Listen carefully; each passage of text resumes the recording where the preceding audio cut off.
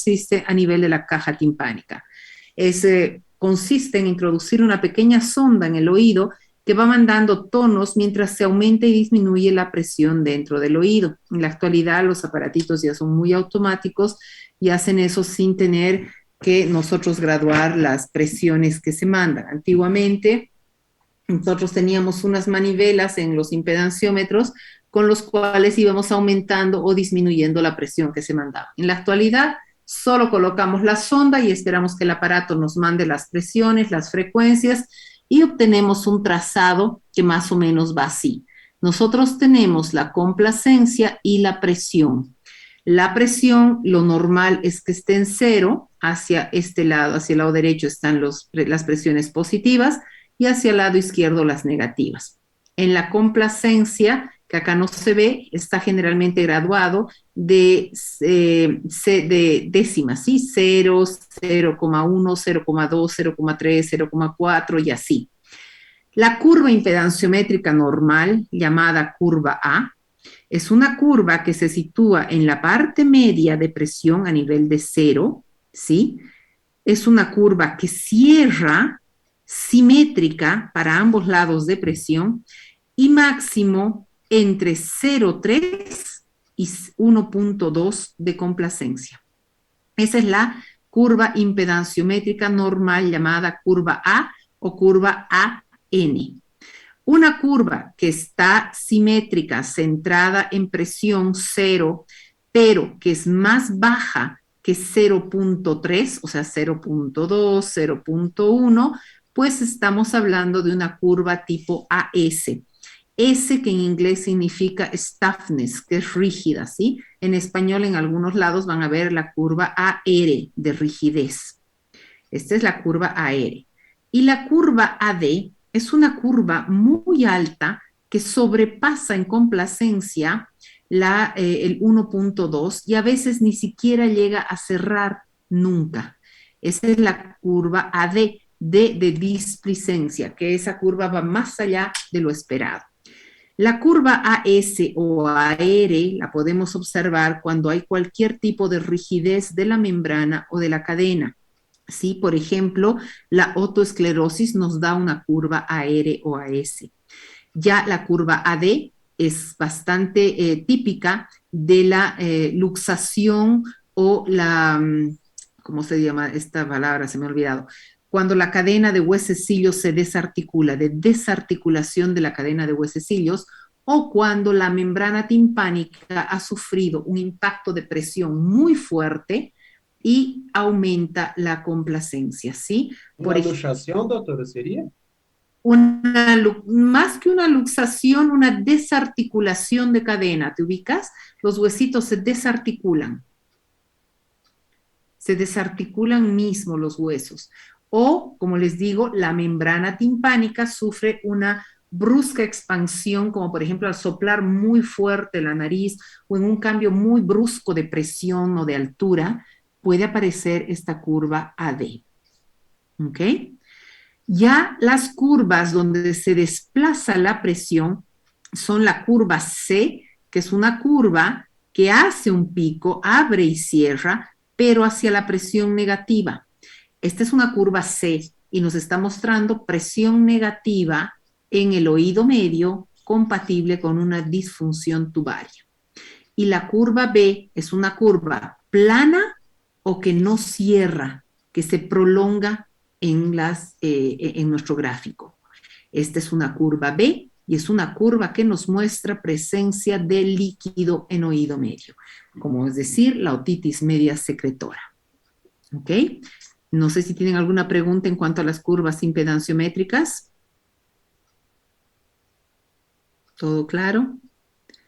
Bien. ¿Qué son las emisiones otoacústicas? Este es el llamado el test de triaje auditivo. Esto lo voy a pasar muy rápido porque si ustedes se acuerdan en el webinar que les pedí que participaran, precisamente hablamos de esto, ¿sí? Entonces, este es un método rápido y sencillo de detección precoz de las hipoacusias. Las otoemisiones acústicas son sonidos producidos por la actividad coclear en todo el sistema auditivo normal. Es un método objetivo, no invasivo, que nos permite detectar tempranamente la pérdida auditiva en neonatos y evaluar el sistema eferente olivar medial coclear en otras patologías de otorrinolaringología. Este tipo de emisiones, también llamadas ecos cocleares, son las denominadas otoemisiones acústicas. Su máxima aplicación actualmente deriva en la posibilidad que tenemos de evaluar el sistema auditivo sensorial de una forma rápida, eficiente, incluso en recién nacidos. Entonces, la sonda se coloca en el conducto auditivo externo, se trata de sellar lo mejor posible, existen sonditas tan finitas y suavitas como para recién nacidos, incluso prematuros, ¿sí? Entonces, el micrófono debe tener un filtro de paz alto y un preamplificador. El filtro actúa eliminando los ruidos externos del cuerpo por debajo de los 300 a 400 Hz. ¿Por qué? Para este examen lo ideal es que el bebé esté en sueño natural. No se necesita anestesiarlo, dormirlo, pero en sueño natural. Yo normalmente les pido a las mamás que me lleven al bebé en la hora que tienen que tomar la leche, el pecho, les dan en el consultorio y eso los adormece y se puede realizar el examen. Y la señal obtenida va a ser analizada a través de un software que contiene un analizador frecuencial espectral que se llama FFT por sus siglas en inglés, quiere decir Fast Fourier Transform. Entonces, acá se coloca la pequeña sondita. El que yo tengo en el consultorio es este equipo. Tenemos una sondita, tenemos la rojita que es para bebés prematuros y recién nacidos. Se coloca en el oídito del bebé, ¿sí? Y con estos botoncitos se aprieta ya sea el derecho o el izquierdo, dependiendo del oído que estamos testando, y este manda una señal que debe obtener una señal de respuesta de las células ciliadas de la cóclea. Entonces, cuando se hacen las emisiones otoacústicas, el resultado normal esperado es que pasa, quiere decir, hay respuesta de las emisiones otoacústicas. Cuando hay el test que nos indica que ha pasado, que hay respuesta, pues nosotros consideramos que el niño es normo oyente. ¿Ok? Y si tuviera algún factor de riesgo, se hace un pequeño seguimiento por otorrino hasta el año de edad. Si no pasa, generalmente nos da el equipito a control. ¿Ok? En esos casos, entonces, nosotros debemos repetir las emisiones otoacústicas a la semana. ¿Por qué? Porque se considera que los recién nacidos, y sobre todo si son prematuros, pueden tener una inmadurez del sistema neurosensorial y esto darnos un falso negativo. Entonces, se espera una semana y se vuelve a repetir. Si esta vez pasa, pues nuevamente así este otro algoritmo. Si nuevamente no pasa, se debe hacer una consulta al mes, se puede repetir una vez más y si vuelve a fallar, debe ir hacia los potenciales evocados auditivos, que son más precisos para determinar a qué nivel está ocurriendo la hipoacusia. ¿Ok? Entonces, este es el examen de triaje auditivo. A los que puedan entrar mañana a la consulta, a los que puedan entrar más temprano, de los grupos de práctica, a las 4 de la tarde, 4 en punto, voy a hacer una emisión otoacústica y voy a tratar de ponerlos en la cámara para que puedan observar cómo se hace y la respuesta que tenemos. Este es un bebecito prematuro que ya le hemos hecho el examen una vez y nos ha dado de un oído una respuesta normal y del otro no hay respuesta. Entonces vamos a repetir mañana. El diagnóstico temprano de la hipoacusia. Acá, esto es un poquito lo que hemos visto en el webinar, por eso lo voy a dar bastante rápido. Solamente no se olviden que la hipoacusia, la pérdida auditiva, es una de las mayores discapacidades que tiene el ser humano, porque es la pérdida de uno de los sentidos más importantes y es el que nos lleva al aprendizaje, porque es el sonido de la voz el que nos va a traer el lenguaje y es el lenguaje el que va a desencadenar pensamientos y va a llevarnos a un nivel intelectual entre los hombres, ¿sí? Los avances en el diagnóstico de la hipoacusia infantil, no se olviden, y esto siempre pregunto en examen, diagnóstico temprano, screening universal y de alto riesgo, valoración audiológica, equipamiento y rehabilitación con profesionales capacitados. Diagnóstico temprano. Chicos, el diagnóstico temprano de una hipoacusia congénita o prelingual, estamos hablando de entre el año máximo 2 años de edad. No es diagnóstico temprano a los 5 o 6 años. ¿Ok? Obviamente, diagnóstico temprano en función de cuándo aparece la hipoacusia.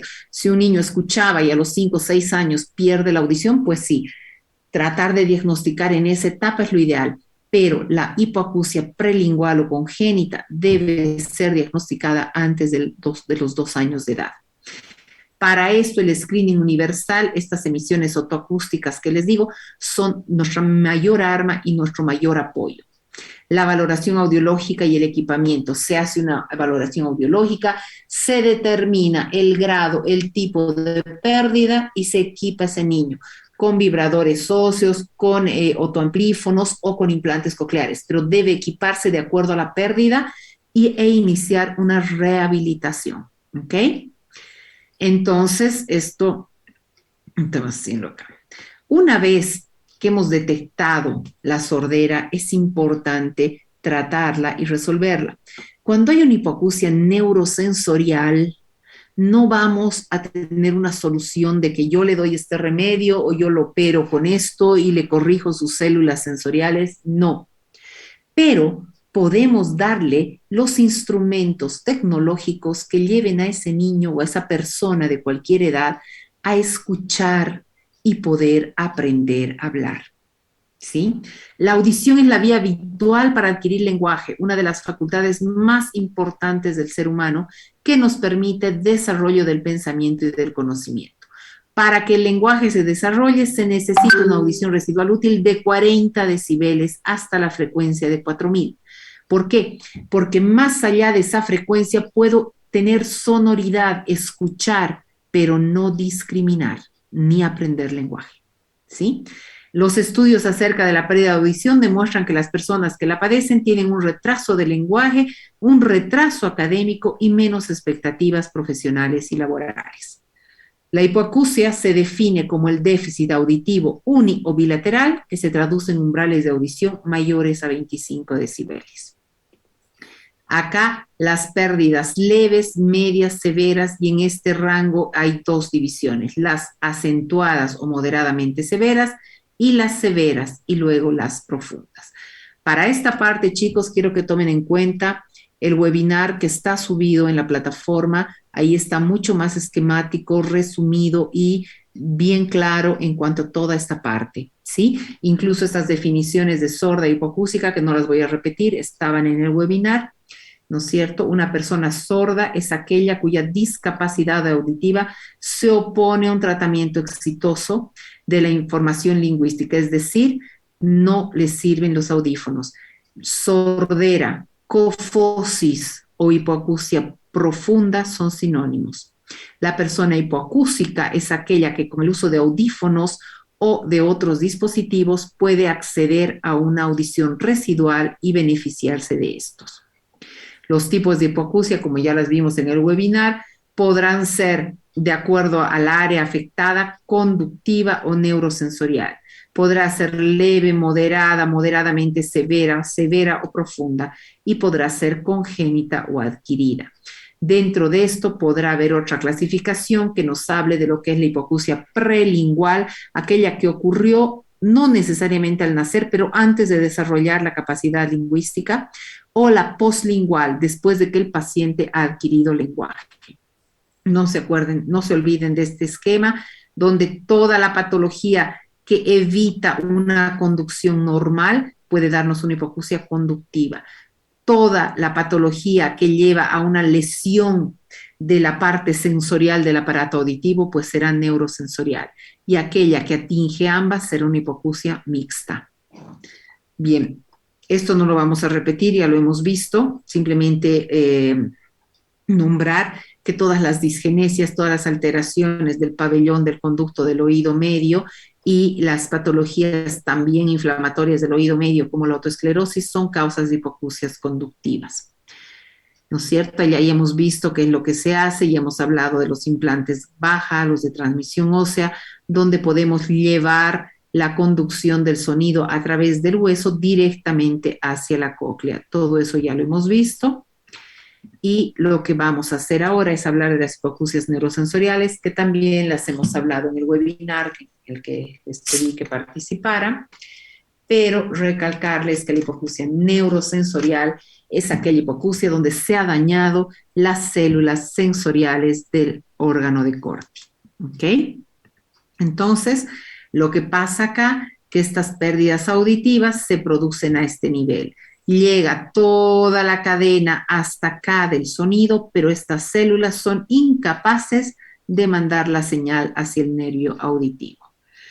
Existen muchísimas causas, y esto les voy a volver a repetir rápidamente, también estaba en el webinar, congénitas o adquiridas. Las congénitas podrán ser tóxicas, infecciosas, traumáticas o genéticas. Y las adquiridas tienen prácticamente las mismas causas, pero además se suman las expansivas, las desmielinizantes y las degenerativas. Esto no se olviden, ya hemos hablado en el webinar, ha entrado al anterior examen sobre la hipoacusia congénita y la hipoacusia hereditaria o genética. ¿Ok? No sé si tienen alguna duda en esta parte que ya la habíamos visto en el webinar. Creo que está todo claro, ¿verdad?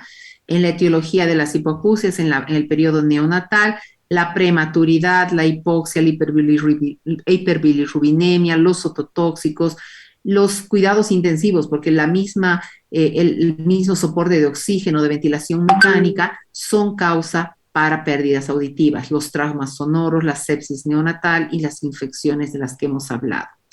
En la patología postnatal, pues los procesos infecciosos, dentro de los que destacan los virales y la meningitis, la medicación ototóxica, las enfermedades genéticas, la autoesclerosis y los traumas. ¿Ok? No nos vamos a detener en esto es más complejo, pero existen las causas genéticas o adquiridas, la asociación sindrómica o no sindrómica, es decir, hipoacusias que se asocian a algún síndrome específico y otras que vienen como patología aislada, de acuerdo al inicio de la hipoacusia, como les decía, pre o postlingual, de acuerdo al tipo de compromiso sensorineural, conductivo, mixta y la severidad que también ya hemos hablado. En la parte hereditaria no vamos a entrar en detalles porque esto ya es mucho de especialidad, simplemente nombrarles que existen las lesiones hereditarias presentes al nacer con genes heredados monogénicos que pueden dar las hipoacusias genéticas propiamente dichas y las sindrómicas que se asocian a un síndrome conocido donde además de la afectación de otros sistemas está afectado el oído. ¿No es cierto? Por ejemplo, es un síndrome de Van der Burg, ¿sí? Donde les está mostrando el puente nasal ancho, por ejemplo, es bastante característico de los niños que tienen Van der Burg. La diferente coloración de los ojos o las coloraciones muy claras de las escleras también son parte de este síndrome y vienen acompañados de hipoacusia, ¿ok? Acá el síndrome de Down, como ustedes saben, también puede estar asociado a hipoacusias, lo mismo que las trisomías 13, 14 y 16 y 18 también. En las lesiones adquiridas hay las enfermedades congénitas prenatales, sobre todo las infecciones maternas, de eso ya hemos hablado, donde destacan la toxoplasmosis y la rubeola, ¿ok? Se considera que si la madre tiene rubeola dentro del primer trimestre del embarazo, en un 50% ese niño va a tener una hipoacusia neurosensorial, por lo cual es importante la prevención y la vacunación previa al embarazo. El citomegalovirus también es bastante frecuente, el herpes simple, la sífilis, que bueno, actualmente ya no se ve mucho, pero antiguamente sí, son también causas de hipoacusia. La rubiola materna, hipoacusia bilateral severa, las sífilis congénitas, las eritroblastosis fetales por incompatibilidad feto-materna y RH también.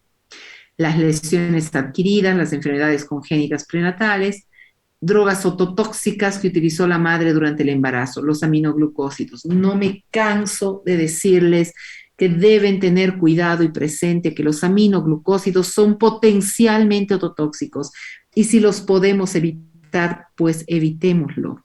Acá en Bolivia, no sé tanto en el Brasil, no lo vi con tanta fuerza, pero acá en Bolivia todos los protocolos de primera línea tienen aminoglucósidos. Es medicamento súper efectivo, súper barato y lo tienen a mano, pero no se ponen a pensar en el daño que puede provocar.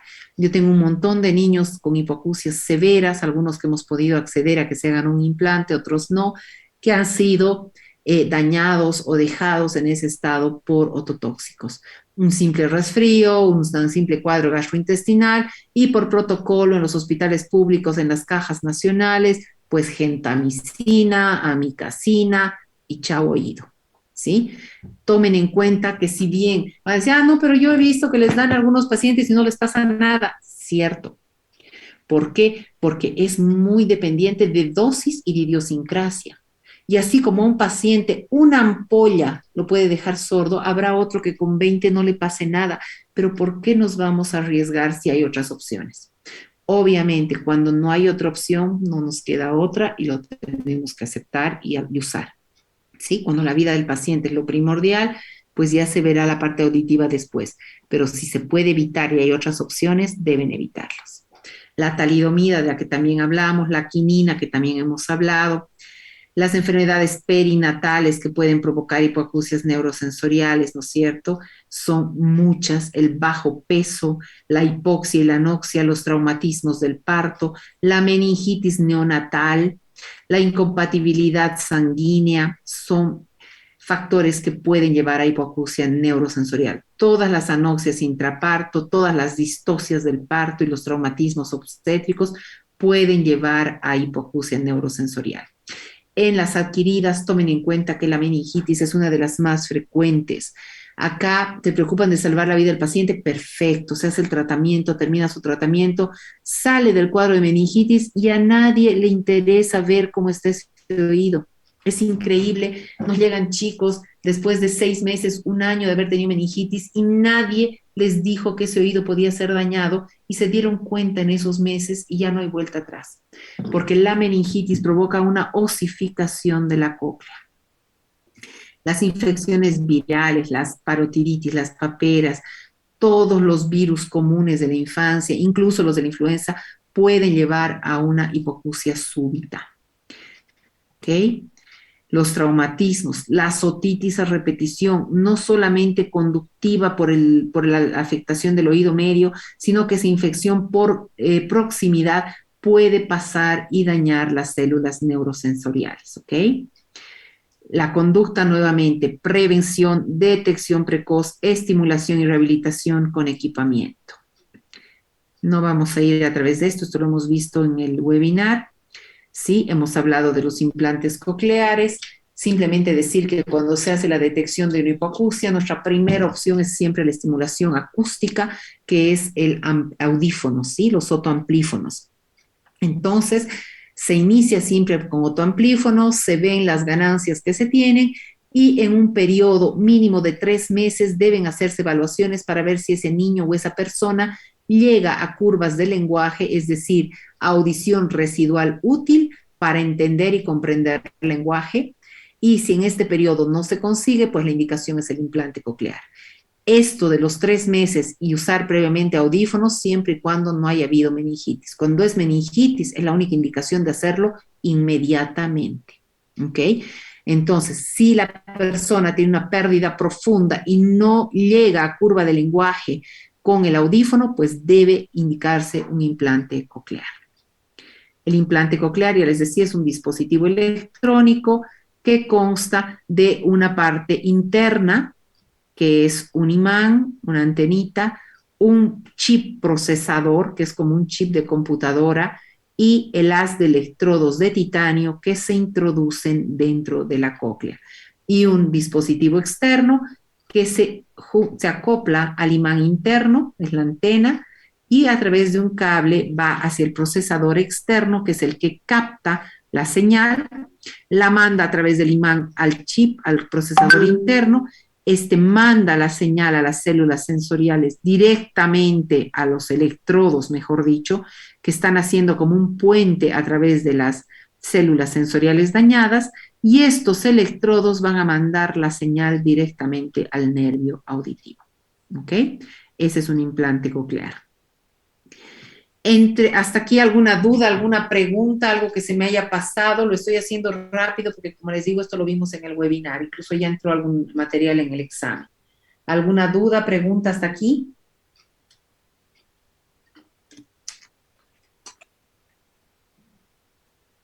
¿No? Bien. No, doctora. Ahora, vamos a hablar un poquito de las hipoacusias sensorio-neurales en el adulto. Dentro de estas, una de las más conocidas y más frecuentes es la presbiacusia. Es la pérdida o deterioro auditivo que se va dando con la edad, relacionado al envejecimiento. Ustedes han debido llevar en oftalmología lo que es la presbicia, ¿no es cierto? Pues esto es algo muy similar. Generalmente es de tipo neurosensorial, compromete preferentemente las frecuencias altas. Siempre vemos en la audiometría una caída en frecuencias agudas y posteriormente va tomando frecuencias medias y graves, pero generalmente inicia en una curva descendente. En la mayor o menor precocidad o magnitud de la hipoacusia influyen muchos factores, factores genéticos, factores nutricionales, factores metabólicos como la diabetes, las dislipidemias, factores climáticos y la socioacusia, que es la pérdida auditiva por ruido. Bien, la presbiacusia, entonces la sordera de la tercera edad, se produce por lesión y destrucción de las células neuronales, neuroepiteliales y por mal funcionamiento de la estría vascular, generalmente debida a la rigidez de la membrana basilar. La presbiacusia puede ir desde leve hasta severa. Y acá voy a hacer un paréntesis para decirles algo muy importante que hasta hace algunos años atrás no se tomaba en cuenta. Iban al otorrino, un señor de 80 años o 70 años, decía, estoy perdiendo la audición. Ah, sí, es normal, es la edad, no hay nada que hacer y ya. Y el señor se quedaba como que, bueno, va perdiendo la audición, deja de participar en reuniones, ya no escucha cuando se están reunidos, cuando están hablando. Muchos a los 70 años son todavía laboralmente activos y tenían que dejar su trabajo y su fuente laboral por el problema auditivo. Y la verdad, eso es una aberración, porque en la actualidad, con las tecnologías que tenemos, no podemos dejar a una persona sin escuchar.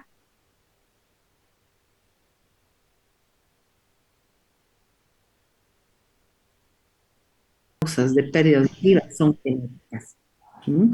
En el caso que tú me dices, habría que ver qué tipo de pérdida es, si es neurosensorial, si es conductiva, si es una autoesclerosis o es una genética progresiva, ¿no? Hay que ver.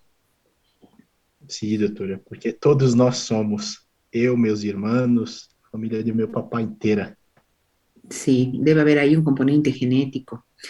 Yo, por ejemplo, en diciembre, entre el grupo de niños que hemos implantado, que hemos hecho implante coclear, he implantado una chiquita de 3 años, Nicole, y justo cuando venía curaciones la niña entre diciembre y enero, la mamá la trae a la hermanita que tenía 1 año y me dice que también quería hacerle la prueba, que nunca le habían hecho una prueba, y le hacemos las emisiones autoacústicas y me dan negativas.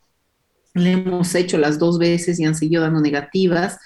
Entonces la hemos derivado para que le hagan potenciales evocados auditivos y evidentemente hay una hipoacusia neurosensorial. O sea que muy probablemente la causa en estas hermanitas es genética, ¿no? Probablemente esta niña va a ser candidata a un implante coclear igual que la hermanita, ojalá se lo pueda hacer porque bueno, el costo es elevado, pero ya tuve un caso así hace unos 8 años atrás, 2 hermanitas, vimos a la primera, la mamá no quería creer que era cierto, le hicimos todos los estudios, no nos creyó mucho, se llevó a la niña a la Argentina y a la Argentina le dieron exactamente el mismo diagnóstico, volvió acá y la implantamos. Implantamos a esta chiquita cuando tenía 1 año y 9 meses y después a los 2 años y medio volvió la mamá con la otra hijita que había nacido, que tenía 9 meses, lo mismo con hipoacusia.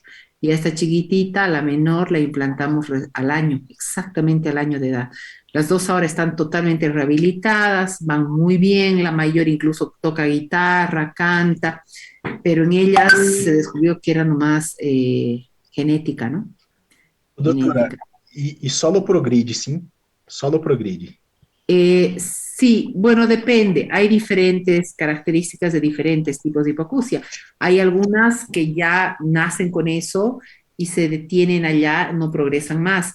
Y hay otras que pueden ir apareciendo en el transcurso de la vida adulta y la tendencia es a progresar, ir cada vez deteriorando más, Ya, doutora, graças. ¿no? Claro que sí. Nos están faltando unos 6 alumnos, más bien 7, pero vamos a empezar para no perder tiempo. Es que es una barbaridad decirle a un adulto mayor que está con problema auditivo que no hay nada que hacer, que es normal, que la edad y tal, y dejarlo sin rehabilitación auditiva. ¿Por qué? Porque se ha comprobado en los últimos años una asociación directa entre la hipoacusia de la tercera edad y la demencia senil y el problema de memoria. Las personas que van perdiendo audición y que no se restaura esa audición, no se compensa, sea con audífonos, sea con implantes, de acuerdo al caso, son personas en las que se va deteriorando la parte cognitiva, la parte de memoria y se aceleran estos cambios degenerativos. Es por eso que en la actualidad se le da una gran importancia a poder también diagnosticar a tiempo, equipar y hacer que esa persona sea reinsertada en la parte auditiva. ¿Ok? No se olviden de esto. No es que es mayor y ni modo así se tiene que quedar y es normal. No, no es normal. ¿Es un deterioro habitual? Sí, pero debe ser compensado. ¿Ok? Bien, la socioacusia es el deterioro auditivo provocado por la exposición a ruidos de la vida cotidiana que se suma al causado por el envejecimiento. Las personas que han vivido en ambientes de ruido, donde han estado expuestos a ruidos continuos de fábricas, motores, calles muy movimentadas y todo esto, generalmente tienden a acelerar una presbiacusia. Lo mismo que las personas que han sufrido traumas acústicos agudos, ¿ok? La hipoacusia inducida por ruido, el problema acústico crónico, o hipoacusia inducida por ruido industrial o hipoacusia laboral. Con esto se define un grupo de personas cuya audición se ve afectada en ciertas frecuencias dependientes de la exposición a cierto tipo de ruido.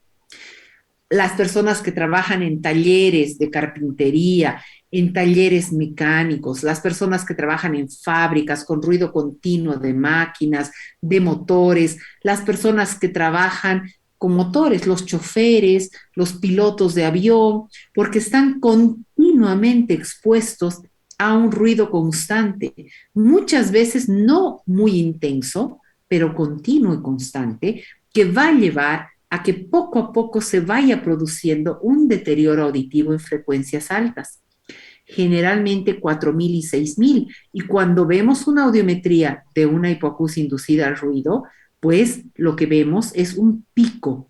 Cae bruscamente la audición en 4.000 o 6.000 y hace una recuperación en 8.000. Ese pico es característico de trauma acústico. ¿Sí? Cuando el daño es transitorio, de corta exposición, poco tiempo, puede ser reversible. Pero si esto se hace habitual y no se toman las precauciones necesarias, pues se instaura una hipoacusia neurosensorial irreversible. ¿Ok? En la juventud, el trauma acústico, el traumatismo sonoro o la sordera por ruido cada vez es más frecuente. Los ruidos intensos de más de 90 decibeles pueden producir hipoacusias perceptivas por lesión de las células ciliadas del órgano de Corti. Y lamentablemente, no solo los jóvenes, hasta los de mediana edad también. Ir a un concierto y estar expuestas a esas intensidades tremendas es una belleza, uno lo disfruta al máximo, pero estamos dañando nuestros oídos, estamos provocando un daño que no se va a manifestar en el momento, pero sí a la larga. Yo veo incluso a mis hijos enchufados a sus audífonos día y noche. música, celular, clases, todo, y están conectados a sus audífonos.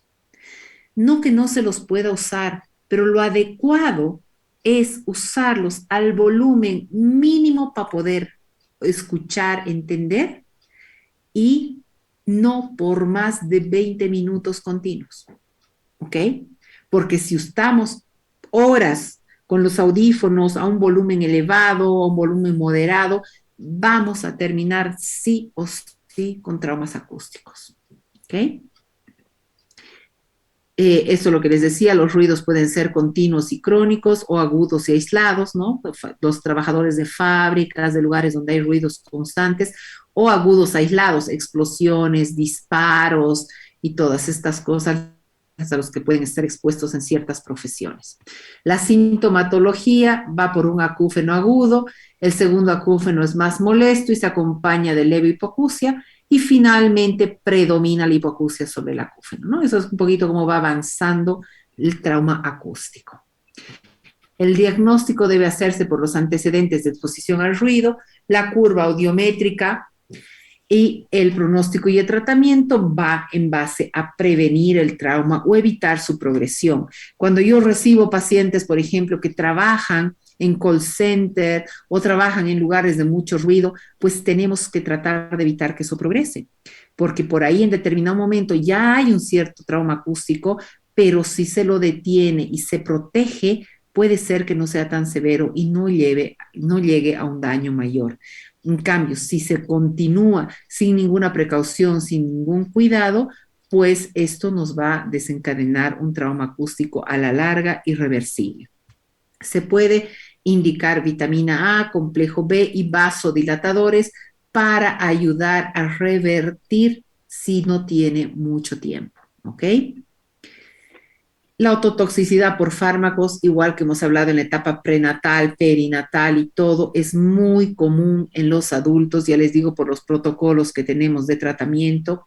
Generalmente el mayor síntoma que aparece después de ototóxicos es el tinnitus y los síntomas vestibulares, ¿no? El desequilibrio, el vértigo, que cuando empiezan a aparecer de manera temprana, cuando se está administrando la droga, a diferencia de un bebé, un adulto puede decir qué está pasando y debe suspenderse. La ototoxicidad está en gran parte relacionada a lo que les decía, dosis, pero hay muchos factores como la susceptibilidad individual que pueden afectar la acción que tenga. Entre los principales fármacos ototóxicos, ya les decía, los aminoglucósidos, la quinina, los salicilatos, el cisplatino, y entre muchos otros están también los anticonceptivos orales. Las enfermedades metabólicas, la diabetes, los cambios en la glicemia, tanto si sube como si baja, la hiperinsulinemia, los trastornos de la glándula y de la hormona tiroidea son causa de hipoacusia neurosensorial. Enfermedades autoinmunes del oído, sean autoinmunes sistémicas o aisladas del oído, que pueden provocar una hipoacusia precoz, pero si es tratada a tiempo, puede revertirse. ¿Okay? La sordera súbita, que tiene muchas causas, desde idiopáticas hasta virales, vasculares, un montón de causas que pueden llevar a una hipoacusia neurosensorial súbita, generalmente es unilateral, aparece en horas y debe ser tratada inmediatamente. El tratamiento ideal de una sordera súbita son vasodilatadores centrales, en lo posible por vía endovenosa, corticoides, y con esto, en algún caso, si se actúa antes de las 8 horas, se puede revertir una hipoacusia súbita. Aún así, una hipoacusia súbita sin tratamiento puede en un 35% revertir espontáneamente sin ninguna medicación, pero es una lotería. Entonces se tiene que tratar de revertir con la medicación adecuada. Vasodilatadores centrales como el nimodipino, como la flunaricina, el nimodipino y corticoides en dosis altas, sobre pocos días, pero en dosis altas. Y los tumores, ¿no? Los granulomas, las distrofias, los tumores del hueso temporal o los neurinomas del acústico. Bien, ¿alguna pregunta hasta acá? No, doctora. Claro. Bien, vamos a ver esto acá. Ujú.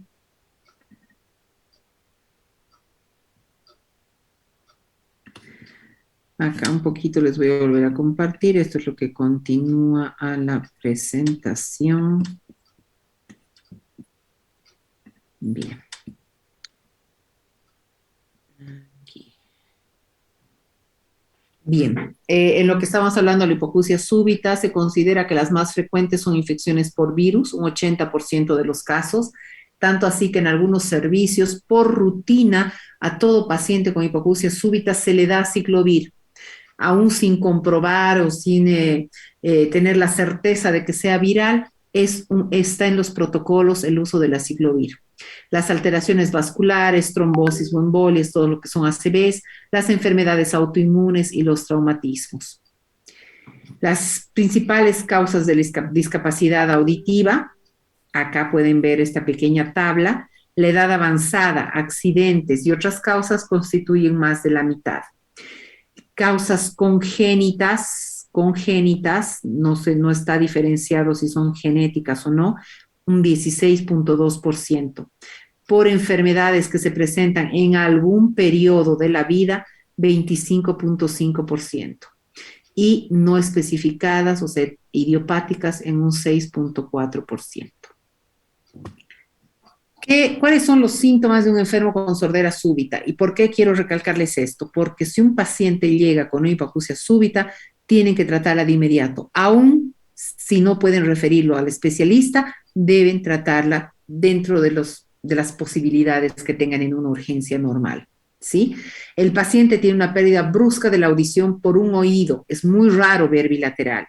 El paciente está durmiendo, se despierta y no escucha, o en el transcurso del día está haciendo una actividad y de repente deja de escuchar. La pérdida de audición en la mayoría de los casos va acompañada de un zumbido, de tinnitus, y muchas veces se asocian a vértigo y mareo, ¿ok? Los criterios que permiten definir una sordera aguda son la sordera de aparición aguda o rápida, la sordera de percepción cuyo origen solo se sitúa en la cóclea y la sordera de causa desconocida. ¿Por qué esto de la parte sensorio-neural? Porque si tenemos una hipoacusia súbita, puede ser un tapón de cera, puede ser una desarticulación de cadena. Todas estas no catalogan como una sordera súbita, sino como una sordera de inicio agudo probablemente, pero de causa que puede resolverse en el momento. Para hablar de una hipoacusia súbita debemos saber que es una hipoacusia neurosensorial. La evolución de una sordera aguda es imprevisible, variando de una recuperación completa a una ausencia total de recuperación. Pacientes que ya les decían un 35% sin ningún tratamiento recuperan audición o recuperan en un grado importante. Y pacientes que a pesar de lo que se haga y del tratamiento que se dé, no recuperan nada. ¿Ok? Generalmente las frecuencias graves recuperan mejor que las agudas, ¿sí? Hay recuperaciones tardías cuando ya ha pasado mucho tiempo al final del tratamiento. Yo he tenido pacientes que han venido a la semana de sufrir una hipoacusia súbita, porque la mayoría de la gente le da y piensa que va a pasar, que se va a resolver, y generalmente no acude inmediatamente. Entonces, yo he tenido pacientes que a la semana de haber tenido la hipoacusia hemos iniciado un tratamiento lo más completo posible y a los 2, 3 meses ha habido una mejora y recuperación de la audición. Y pacientes que han ido a los 2, 3 días por ahí y a pesar de la misma medicación y todo el protocolo, pues no han recuperado nada. ¿Ok? El tratamiento, les decía, corticoides y vasodilatadores. Eso es importante. Hay en los vasodilatadores cierta controversia, pero sí se deben usar. Y los corticoides también hay una controversia versus corticoides sistémicos o corticoides transtimpánicos. Hubo una moda hace unos años atrás donde a todo paciente con hipoacusia súbita, incluso de larga data, que en realidad ya no justificaba, se hacían inyecciones transtimpánicas de corticoide, de hidrocortisona, pero se han visto más complicaciones que efectos. Y cuando se ha comparado grupos de control en estudios sobre resultados a pacientes tratados con corticoides sistémicos versus transtimpánicos, el resultado es muy similar. por lo cual en la actualidad la tendencia es hacer tratamientos vía sistémica. Parenteral puede ser endovenoso, intramuscular o vía oral, pero con resultados muy satisfactorios, tanto como hacerlo transtimpánico. Y al poner el corticoide transtimpánico siempre corremos el riesgo de dejar perforaciones de la membrana. Bien, vamos a hablar rápidamente de tinnitus. Vamos a definir el tinnitus como el ruido en los oídos o en la cabeza, porque el paciente a veces no identifica o localiza en el oído, sino que dice que le zumba la cabeza, pero sin una fuente externa que lo justifique. El ruido o molestia se describe como un pito, un campaneo, un zumbido, un silbido. Puede ser continuo, intermitente y su volumen va a depender del ruido ambiental. Es decir, se escucha con mayor intensidad en la noche antes de conciliar el sueño o en condiciones silenciosas, ¿sí? Pacientes que están todo el día con ruidos externos, música, el ruido normal de la calle, de una oficina, generalmente no lo perciben, pero lo perciben cuando están en ambientes silenciosos.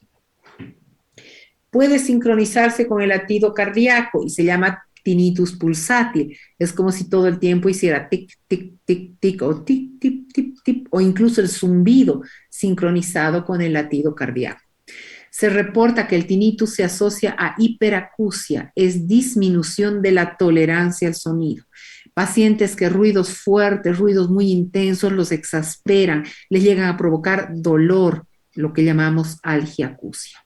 ¿Okay? La epidemiología, el tinnitus no es una enfermedad como tal. Yo he tenido muchos pacientes que llegan a la consulta y me dicen, doctora, a mí me han diagnosticado tinnitus. Y no, tinnitus no es una patología como tal, es un síntoma de algo. Es un síntoma de que algo se dañó o está provocando en el oído. Puede ser en el oído externo, en el oído medio, en el oído interno. Un tapón de cera que choca la membrana timpánica puede producir tinnitus. He visto pacientes que les han cortado el pelo y se ha entrado un pelito al conducto y ha tocado el tímpano y es un zumbido insoportable y desaparece al retirar esto. Hay pacientes que con disfunción tubaria, con una retracción intensa de la membrana o con otitis media secretoras, pues tienen zumbido, ¿sí? Y también cualquier alteración o lesión a nivel del órgano de Corti. Se cree que en la actualidad el 17% de la población mundial tiene algún grado de tinnitus. Afecta a cualquier grupo etario, especialmente aquellos expuestos a ruidos muy altos, sin excluir el envejecimiento como una de sus asociaciones. La mayoría de la gente no pasa de ser una molestia, lo siente a veces, le incomoda, se acostumbra, pero llegan a haber casos severos que alteran la calidad de vida de los pacientes. Llegan a alterar la concentración, el sueño, las actividades cotidianas y llegan a desesperarse. Pacientes que llegan a realmente ser psiquiátricos porque están tan pendientes de su zumbido y este llega a ser tan intenso que es incapacitante. Allá en el Brasil hay una doctora que es la eminencia en tratamiento del tinnitus, la doctora Tanit Gans. La doctora Tanit Gans tiene grupos de psicoterapia dentro de sus protocolos de tratamiento. Grupos donde pacientes, igual que en otras patologías, se reúnen, hablan de sus tinnitus, de sus miedos, de todo esto, y es parte del tratamiento que se hace para el tinnitus, porque se ha visto que cuanto más angustiado y más pendiente un paciente está del tinnitus, el cerebro libera unas sustancias llamadas endorfinas que exacerban y aumentan el tinnitus. ¿Sí? Entonces, dentro de todo esto se han visto los grupos de tratamiento del tinnitus donde se acopla la psicoterapia y la psicoterapia de grupo. ¿Ok? Si alguna vez tiene oportunidad allá en el Brasil de ver a la doctora Tanit Gans, es realmente una eminencia en cuanto al tratamiento del zumbido. Existe una gran variedad de condiciones o enfermedades que eventualmente podrían desencadenar tinnitus, pero aún así no se cuenta con una causa precisa que explique en su totalidad la presentación del síntoma. La causa más común es la exposición a sonidos o ruidos de alta tonalidad. El ruido causa daño permanente de las células de la cóclea, las cuales son sensibles al sonido. La simple exposición a un ruido súbito extremadamente alto puede ser causa de tinnitus. Los tapones de cerumen, las infecciones de oído y con menor frecuencia los tumores del nervio auditivo, lo que les decía, los neurinomas del acústico. Medicamentos como la aspirina, y a veces tomamos aspirina para todo y para nada, la quinina o algunos antibióticos pueden contribuir a originar tinnitus como efecto adverso. Y ojo con la quinina, porque en poca proporción y pocos miligramos, pero ¿en qué bebida está presente la quinina? En el agua tónica. Y ahora se ha puesto súper de moda el tomar gin tonic, ¿sí? ¿Alguna vez se han puesto a preguntar qué lleva el gin tonic, el agua tónica? El agua tónica es en base a quinina, o sea que tengan mucho cuidado y tómenlo muy en cuenta, ¿sí? Actualmente hay bebidas, aguas tónicas, que tienen saborizantes de quinina. Esas son ideales porque esos no tienen la quinina como tal, que es ototóxica. Pero el agua tónica verdadera tiene quinina. Y si se exagera en las dosis, obviamente un vaso, dos no va a hacer nada porque la dosis es mínima, pero si se toman una botella, probablemente sí. O sea que tengan cuidado. El simple proceso natural del envejecimiento, la presbiacusia, el deterioro en las frecuencias agudas, va dando lugar a que aparezca el tinnitus. La etiología está también en ciertas patologías otológicas como la enfermedad de Meniere, la cual afecta al oído interno y se presenta con una tríada clásica: vértigo, hipoacusia y tinnitus. ¿Sí? La autoesclerosis coclear es una de las causas más frecuentes de tinnitus. Incluso en pacientes que hacen autoesclerosis cocleares y que se llega a hacer implantes cocleares antes de la destrucción de la cóclea, el tinnitus persiste a pesar del implante. Las otras condiciones médicas en las cuales ocurre presentación de tinnitus son hipertensión arterial, enfermedades cardiovasculares, anemia, hipotiroidismo y lesiones de la articulación temporomandibular. Entonces, si se dan cuenta, es una amplia etiología para el tinnitus. Entonces, no tomemos al tinnitus como una enfermedad, sino como un síntoma que debemos buscar una causa. Hay muchas causas de tinnitus que pueden ser tratadas y resueltas. Y hay otras que se dan más por la lesión del oído interno, que serán más difíciles de tratar, pero que tienen algún grado de tratamiento y de atenuación de los zumbidos. ¿Ok? Hay factores que empeoran el tinnitus: el alcohol, todas las bebidas alcohólicas, el tabaquismo, la cafeína, y acá lo que les decía, ansiedad, estrés y tensión emocional son causas de exacerbación del tinnitus. El diagnóstico: se hace la audiometría y se evalúa la pérdida de la audición, una tomografía de la cabeza para descartar tumores u otras cosas, la resonancia para el mismo efecto, estudios vasculares para ver si no hay alteraciones vasculares o también rayos X simples. El tratamiento es tratar la causa médica asociada como primer paso para tener un control y después evitar factores de riesgo, como les he dicho, el tabaquismo, la cafeína, y se pueden usar ansiolíticos, antidepresivos, se pueden usar vasodilatadores centrales o protectores del oído interno. ¿Alguna pregunta hasta aquí? No, doctora. No. Entonces vamos a terminar acá y va a quedar pendiente solamente la patología vestibular, que ya la vamos a pasar para la siguiente. En media clase vamos a hablar de eso antes de empezar a hablar sobre nariz y la patología nasal. Hasta aquí el examen, ¿ok? Y no se olviden, pendientes en la plataforma, entre mañana y el viernes les voy a pasar el trabajo para que lo tengan